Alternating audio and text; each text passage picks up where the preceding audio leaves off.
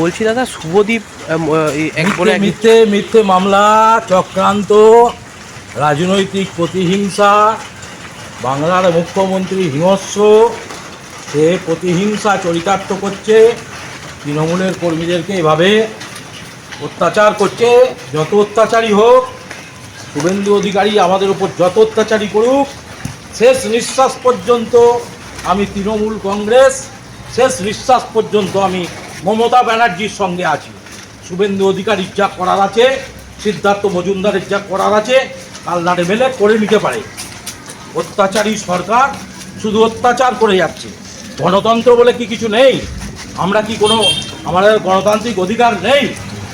শুধু মিথ্যা মামলা দিয়ে একটার পর একটা আমাদেরকে এইভাবে জেলে ঢুকিয়ে অপদস্থ করা হচ্ছে।